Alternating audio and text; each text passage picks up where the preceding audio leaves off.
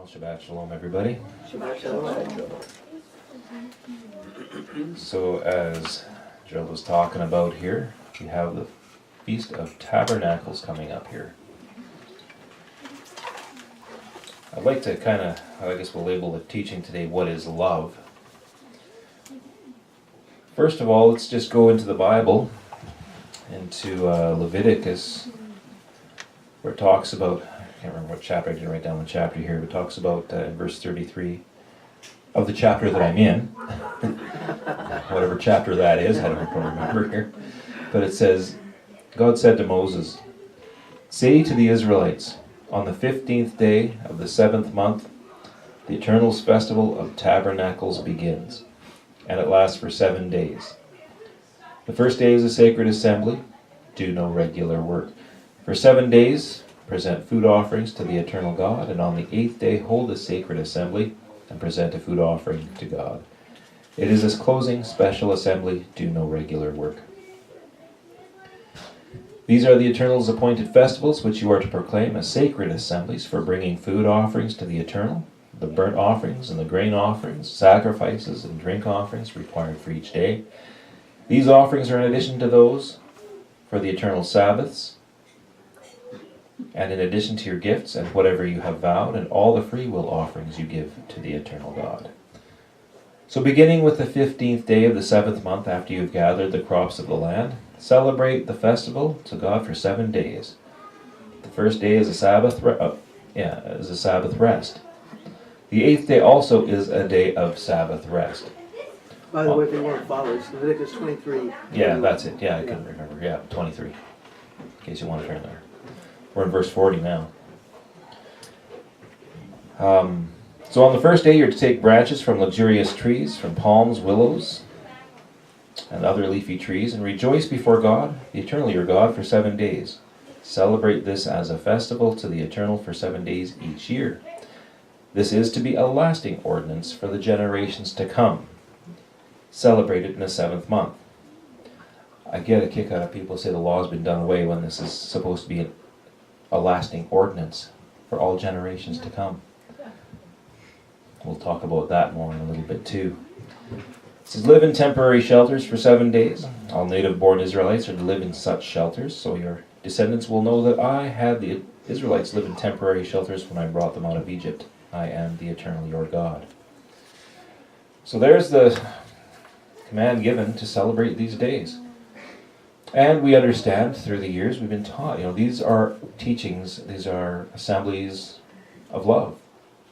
They've been given to us so that we can learn what love is. And so the question arises, what is love? Do you walk in love? Or are you a grumbler? Are you a fault finder? Because we have these things contrast into what love is. Let's turn to Jude, verse 14.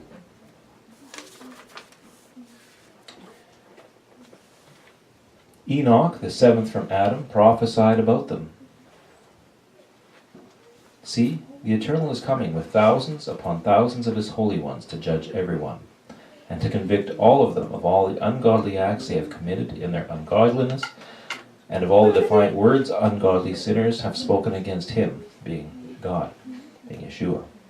These people are grumblers and fault finders. They follow their own evil desires. They boast about themselves and flatter others for their own advantage.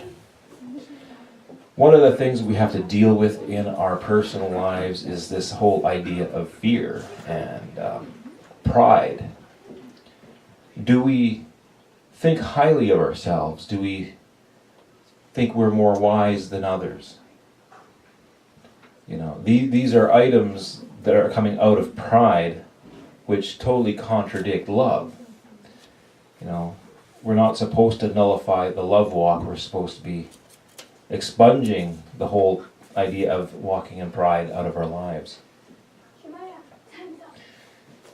See, fault finders absolutely love to find fault with others, but especially with church leadership, and even more grievously with Yeshua himself.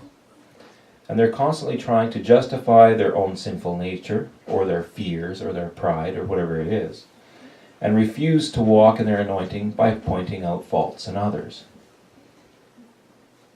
And we can see this in the world more and more as time goes on, especially now.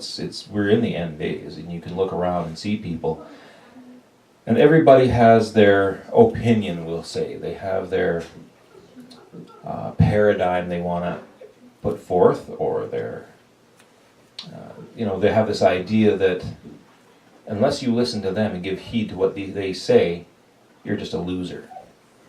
And it's interesting. I've seen the YouTube videos, and you see the comments and stuff that's there, and some of them are really out there, right? They're not based on anything biblical at all.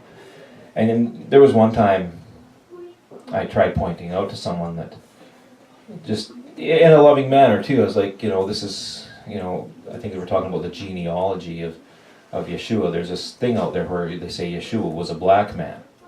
Well, no, he wasn't. Yeshua came from the tribe from the lineage of Shem. Ham is where the black lineage comes from. And I tried to point that out to them, and the curses that started coming forth, where's their love walk? Well, they don't have any, obviously. It's not understood by them. That, and they have a paradigm they're trying to meet, right? And they will say and curse anybody and say anything to put forth that paradigm. It doesn't matter if it's based in the Bible or not.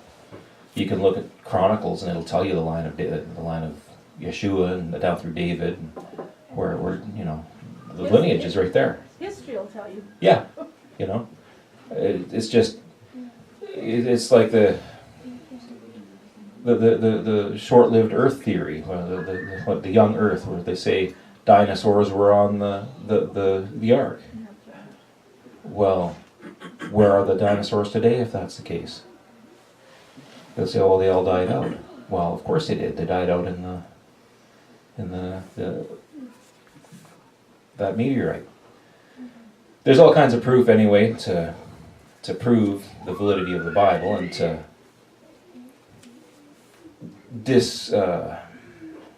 disprove the false theories that are out there and that sort of thing. But people have their pride. They have what they interpret, and they say that that's the God truth. That's the way it is. And, all of this stuff that we can go into and talk about starts falling outside of the love walk.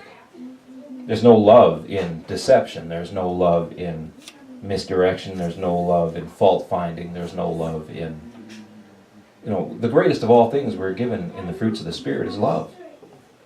You can have prophecies, you can have other things going on, but without love, it's all meaningless. And even in Titus, it speaks about when you're arguing with someone, trying to point out to them in the Bible what the Bible actually says, and if they still want to refute you, you can point it out once, twice, 3 times, but after that, just leave it be. They're not going to listen. Don't start a fight. Just walk away from them, because they're not wanting to change, obviously. And you can see that in people. When they have a paradigm that they want to put forward and push, they don't want to change. They just want their paradigm put forward and met. And if you don't like it, then you can die. It's basically the attitude that we're looking at in that regard. So the question is, when we have to ask ourselves, what is my love walk like? Where am I falling down? And that's the thing. We have to look at ourselves. We have to, if we allow Yeshua to judge us now, while it's easy to change and grow, and we have this opportunity, grab hold of it. Change. Don't allow pride to stop your growth now, because if you do, then you're lining yourself up for the tribulation, a big tribulation. And you don't want to go through that, and you don't want to go through God's wrath either. It's not worth going through that just for the sake of pride.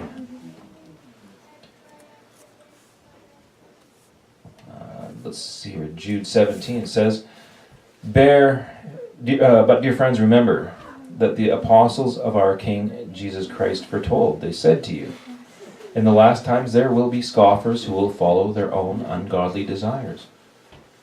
These are the people who divide you, who follow mere natural instincts and do not have the Spirit. But you, dear friends, by building yourselves up in your most holy faith and praying in the Spirit, keep yourself in God's love as you wait for the mercy of our King Jesus to bring you to eternal life. And that's the thing. People that aren't born again, that refuse to be born again, that's basically what they have, is just mere natural instinct. As good as that appears sometimes. I mean, you see people in the world succeeding through their natural instincts, but there's no love there. So what kind of success is it really? God says you can gain the whole world, but what good is that to you if you lose your soul? It's dying. The world is dying. Leviticus chapter 19, verse 18 says, "You shall not take vengeance. Do not bear any grudge against the children of your people, but you shall love your neighbor as yourself. I am the Eternal." The New Testament says this as well, and people think, because this is repeated there. They say, just love your neighbor, love yourself, it's all good. But it came out of the First Testament. Well, people say, the First Testament's been done away. But that whole command given in the Second Testament came out of the First Testament. How is it done away when it's being reiterated, when it's being re-given? Right? There'd be no part 2 of the Bible without part 1. That's exactly right. Without the part 1, there is no part 2. Deuteronomy 6:5 says, "You shall love the eternal God with all your heart, with all your soul, and with all your might." Well, what is love?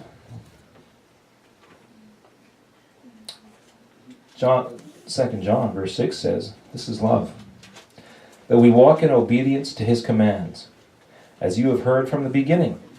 His command is that you walk in love. Walk in obedience. Well, if the law has been done away, how do you walk in obedience? How do you keep a command that's no longer there? And in that, we have this whole issue of people misunderstanding what love is. A lot of people have this understanding that love makes you feel good. Love tickles your ears. There's rainbows and lollipops everywhere. And you can prance through a field of flowers. Naked. Okay, if that's your thing. Thanks, Lacey. Our flag bearer. That's not love. Being told things you want to hear because it makes you feel good is not love. It actually is more destroying and destructive than love is. So we have to understand that walking in love is being obedient to the commands.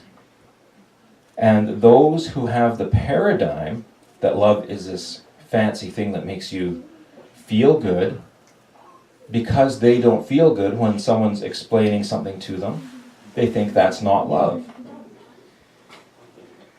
They feel that they have therefore the right to find fault with those who are obedient because they're not being fed the ear-tickling things that they want to hear. Well, what's better? Is it better to...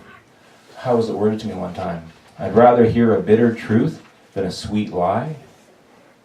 Most people would rather hear the sweet lies in this world. And you see it, and you're seeing the result of it. You see a lot of the movements out there, and a lot of the stuff that's going on is because people don't understand what love is. They're trying to push their paradigm on someone else and find fault with everyone else because of their pride that says they're right and everyone else is wrong. But it's all being done outside of love, therefore that work is meaningless. It's destructive, actually. Being obedient, Deuteronomy 6:5, when it says you'll love the eternal your God with all your heart, with all your soul, with all your might, means you're going to seek to be obedient to the law established and laid out for all generations to follow. And we're here and prepared and preparing to exercise obedience. That's what we've been doing for the last, you go to church to learn, to grow, to learn obedience. And I've had people tell me, oh, well, when I get my stuff together, then I'll come to church. Well, it doesn't work that way. All you're telling me is you think that you can do it yourself. It's a real bad pride issue you have, and that you expect others to be perfect too when you go to church. Nobody here is perfect. We come here to learn how to be perfect, yes, but when people come here, they usually have problems. They have issues, they have prides, they have fears, they have things they got to turn over. It's a mess. And that's why God says be forgiving towards one another, be long-suffering to one another, because we're supposed to help one another and pray for one another, help each other grow. When there's people that come in for help, help them. Don't turn them away. Help them. Give someone water if they request it, whether it's a cup of water in the physical or whether it's a spiritual glass of water. Maybe they need to be taught something. Maybe they need to see an example set. That's our job, to exercise what we've learned in that. And when we deny people that water, that glass of water, when we deny them that spiritual food, when we deny them, then we're walking in pride. We're walking outside of the paradigm that God has set for us to follow. And coming up here, we have the feast. Oh yes, here I have it written down, Leviticus 23, I found it. What I just read there. These are the days of the wedding feast. It's a relationship we're entering into, a covenant relationship. And that's why we've been taught over all these years that we've been attending here, is that there are covenants we have to follow. If you want something done in this covenant, you have to do something too. It falls on you. You want something given to you, you have to turn something over. It's a give and take relationship. I was in a marriage, but it was all take, all give, no take. The wife was receiving and I was giving, but it's got to be a two-way street of communication, of sharing. And one thing I found over the years was to have a decent relationship, you have to communicate. You really have to communicate a lot, because misunderstandings and mishearings can come through so easily. And Veronica and I got a joke going on half the time, because we think, even though we didn't mishear it, we pretend we did, and we say the wrong thing, and it's a big joke because it's really funny. But if we didn't understand each other, we'd really be ticking each other off a lot, I'm sure. But we understand that, we got the same kind of sense of humor, so we understand each other and we can joke with one another on that. But it just always amazes me how easy it is to mishear someone or misunderstand them. And you've done it where someone's saying something to you and you go, and you don't hear exactly what they're saying. Do you say, do I just nod and smile in agreement, or do I ask them what they said again or keep repeating it or do I just, we've all done that, right? That's, especially Jerry, he's done it lots. Especially when he's talking to me, what? You said what? But anyway, the wedding feast is a time for us to get together. Well, the holy days are the time for us to get together and exercise for the actual wedding feast that's going to happen. There's lots of people in this world that think they're going to be in a rapture. And studying the Bible and studying the Word and what it says is telling me there's a lot of people that just do not qualify. And in that is the keeping of the commandments of God. You have to. If you're going to be in a rapture, there's a keeping of it. People say, well, we're justified by faith. Well, yes, you are. That does not negate the responsibility you have to keep the law of God, however. Just because you're justified by faith doesn't mean you can go out and kill someone now.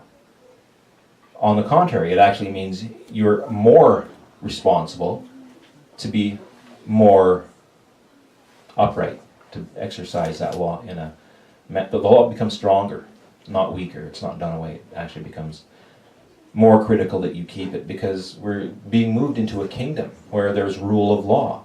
There's a king who gives orders and decrees. If that wasn't the case, we'd have chaos, we'd have mayhem.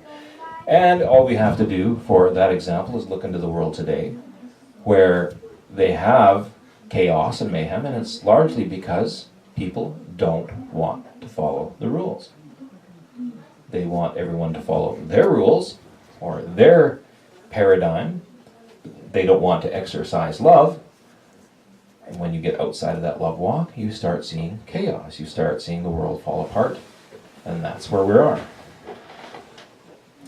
So anyway, these days we're coming up to here our rehearsal for the actual event.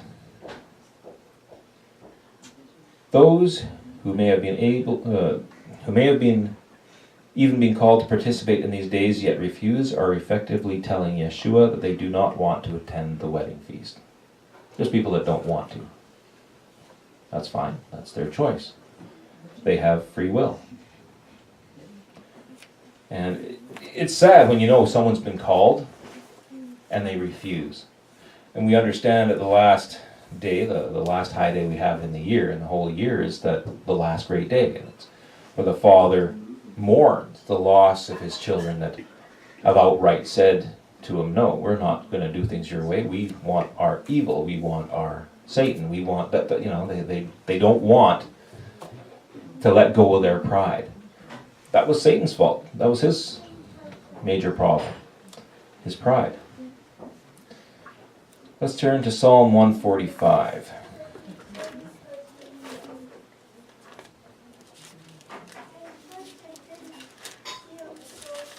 I'll get there eventually. Psalm 145 and verse 20 reads, Yeshua preserves all who love him, but all the wicked he will destroy. Walking in love is keeping the commands, being obedient. Those who disobey the command, God calls wicked. Destruction will come upon those who disobey the law, who reject him. It's just cause and effect. It's just you open yourself up to attack when you walk outside of the law of God and outside of the love walk. We know that the love walk, through various teachings we've had, creates a field around you. You know, your words, the sounds you give, all in joy create a barrier to a lot of demonic attack. I've been accused of not understanding what attacks were. But I do. That's why I have created a barrier around myself to block them. A lot of them. Any stuff still gets through, of course, whatever. You know, people still are going to curse, people are going to say things, and we're going to do things ourselves to open ourselves up without even knowing that sometimes this happens. But when you have it in your ability and your understanding to create that barrier of love, that light, that frequency, you create a shield for yourself. Now, what's better, to create a shield of love or to create a magnet of trouble? Because the wrong frequency, if we exhibit it, will simply attract demons. It's just the physics of the spiritual realm is what it is. It's just the way it works. I've had people tell me, oh, it doesn't work like that. But it does. I've experienced it, I've seen it, I've put it into practice, I understand it. And we all got to understand that. It's just part of life, and it's what our reality is going to be from here on in for all of eternity. So basically, obedience equals love. Disobedience equals wickedness. Let's go to Psalm 146. And verse 8 and 9 says, Yeshua opens the eyes of the blind. Yeshua raises those who are bowed down. Yeshua loves righteousness. Yeshua watches over the strangers. He relieves the fatherless and the widow, but the way of the wicked he turns upside down. Obedience causes your eyes to be opened. Your third eye. So you can see in the Spirit. He raises those who are bowed down. The weight of some of the demonic influences cause people to actually bend over from pain. The spirit of bent will push someone over. weapons, the spiritual weapons we experience in the back, causes you to bend over. And that just simply tells me, I know when I go through those attacks, whoops, what did I do? I mean, there's times I've opened the door. And we can't ever get to the point of thinking that I've done nothing to open the door. What have I done? If you start asking yourself, I'm not doing anything wrong. The Bible says people that tell themselves that if they're without sin, you've listened to deception. That's what the Bible says. You've deceived yourself.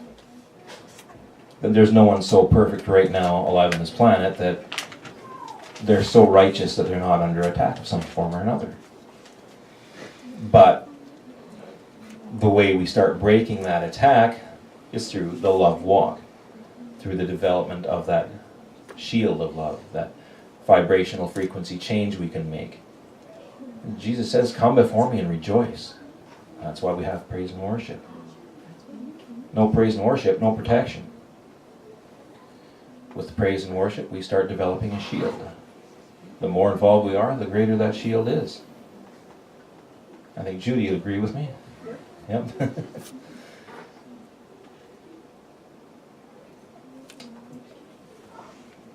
John 14 verse 15 says, if you love me, keep my commandments. Those were Jesus' words. He said that himself. And that's in the New Testament too. You know, and I again, people that say, oh, the law's been done away, well, this right here says the law isn't. His commandments stand. The commandments are the law. Jesus is the law. If Jesus had have done away with the law, he would have done away with himself. Perhaps the problem exists there where the people think, oh, Jesus died, he's not around anymore. But he is, and he's ruling. 2 John verse 6 says, and this is love, that we walk in his commands, in obedience to his commands. I'm repeating this because it's so important. As you've heard from the beginning, his command is that you walk in love. Don't walk in fault finding. Don't walk as a grumbler. Don't fall into the same trap that Nathan and those characters did coming against Moses and grumbling about the leadership. They were struck down. You know, when we open ourselves up to pride, we open ourselves up to being taken down. When we grumble, when we fault find, that's all coming out of pride.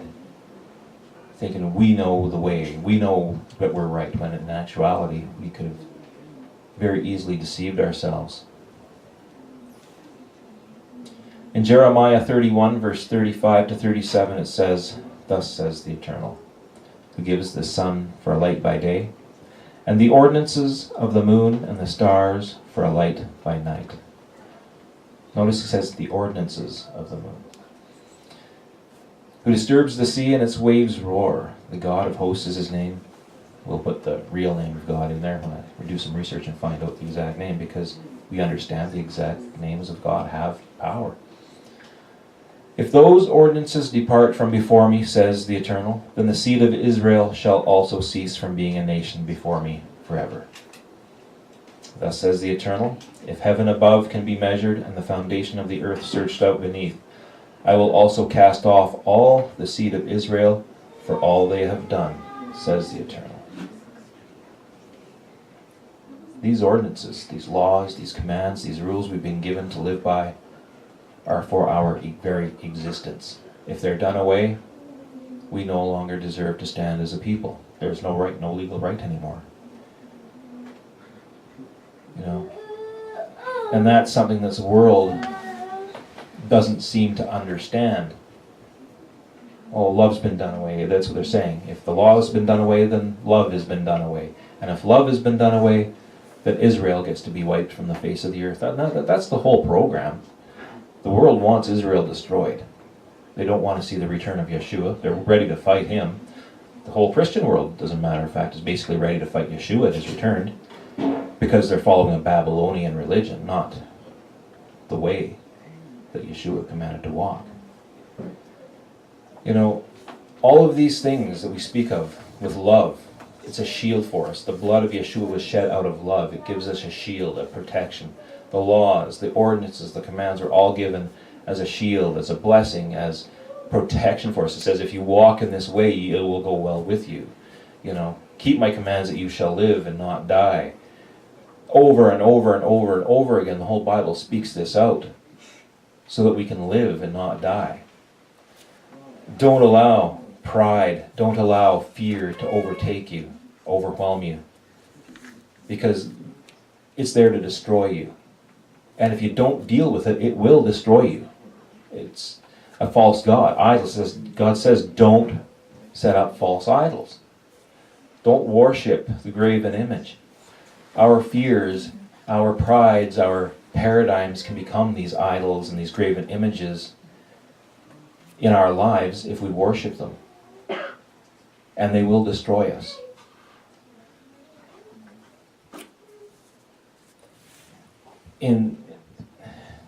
To close this off, I'd like to show a small video here.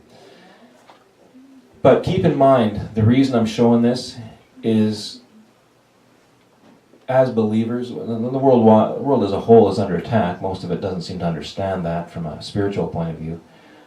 But we have a shield in Yeshua. We have the blood of Yeshua. We have life given to us. We can make the choice of life, or we can make the choice of death. And the battle is real. It's out there. It's not some ethereal thing that's just in the here and the woo kind of, scenario.